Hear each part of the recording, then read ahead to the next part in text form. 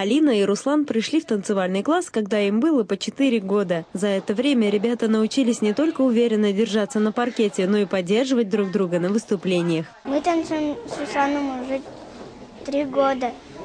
Любой танец мы танцуем все вместе. Маленькие танцоры – неотъемлемая часть дружного коллектива «Арт-Данс». Они всегда на первом ряду, и на них равняются ребята постарше. Юная пара с успехом выступает на различных конкурсах. Так, на днях юные танцоры привезли в Нефтекамск победу со всероссийского турнира спорта высоких достижений. Победителями в категории детей 1 латиноамериканская программа сегодня становится пара под номером 2. Гильмутдинов Руслан, Алина. Нефтекамск, танцевально-спортивный клуб «Арт-Данс», тренер Альбина Аглямова. Мы ездили в Ижевск, заняли 1 место в спорте высших достижений. Для нас это большая победа в этом году.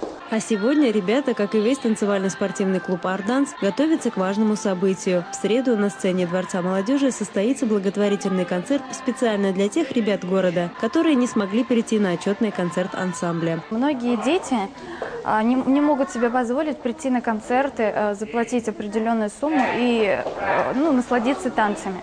Поэтому мы решили, что для таких детей, для детей малообеспеченных, для детей, которые хотели бы заниматься, либо хотя бы просто насладиться танцами, провести такое мероприятие. Это будет только арт-данс, но у нас очень много направлений. Это и спортивная аэробика, это и черлидинг, это и барабанщица у нас новое направление, это и бальные, конечно же, танцы, и много чего интересного. Для детей с ограниченными возможностями этот концерт бесплатный. Для всех плата вполне символическая – 50 рублей. Мероприятие состоится 23 мая во Дворце молодежи. Начало в 19 часов. Лилия Ахметова, Марат Самигуллин. Информационная программа «Ежедневник».